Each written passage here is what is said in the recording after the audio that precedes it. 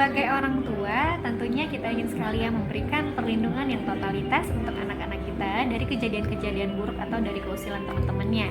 Tapi nggak mungkin dong 24 jam kita terus-terusan ada di samping anak. Nah, ketika anak kita dipukulin, apa nih yang harus dilakukan? Apakah meminta anak membalas atau bagaimana? Oke, hal pertama yang bisa kita lakukan adalah melatih anak untuk mekanisme pertahanan diri. Caranya bagaimana?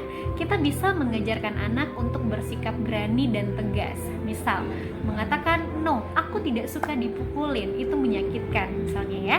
Berikutnya juga bisa dengan tindakan, seperti menangkis pukulan dari temannya tersebut. Nah, lalu kita juga bisa meminta anak untuk segera meninggalkan lokasi kejadian dan mencari pertolongan.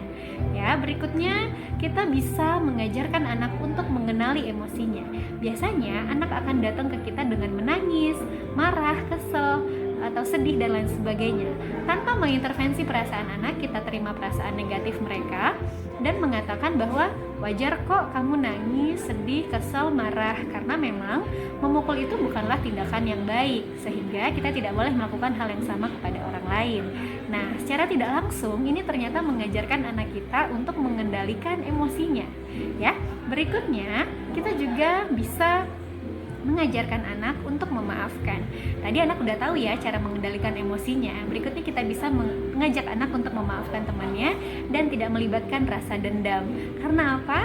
Kalau misalnya justru kita ngomporin, ya udah kamu nggak usah temenan lagi sama dia, nanti dipukulin lagi. Yang ada justru malah tumbuh dendam. Lama-lama bisa jadi lingkaran setan yang kejadian malah bisa tonjok-tonjokan, pukul-pukulan dan lain sebagainya, dan ini berbahaya. Oke, berikutnya kita juga bisa mengajarkan anak untuk menyelesaikan masalah. Tadi anak datang ya dengan keadaan menangis dan lain sebagainya ke kita. Orang tua mana sih yang nggak sedih, yang nggak tersulut gitu ya. Tapi PR-nya adalah kita justru harus lebih duluan mengontrol emosi. Kemudian kita lebih tenang menghadapi anak. Kemudian kita terima keluhan anak dulu. Nah, kalau seandainya anak terluka, tentu kita obati. Nanti seiring itu kita bisa bertanya kepada anak bagaimana situasinya, kejadiannya, dan bisa memberikan masukan atau pertanyaan kira-kira apa ya yang bisa kita lakukan gitu ya. Nah, hal ini secara tidak langsung juga mendampingi dan mengajari anak untuk menghadapi masalahnya secara mandiri, dan kalau seandainya ada kejadian serupa nanti terjadi, anak sudah akan lebih siap.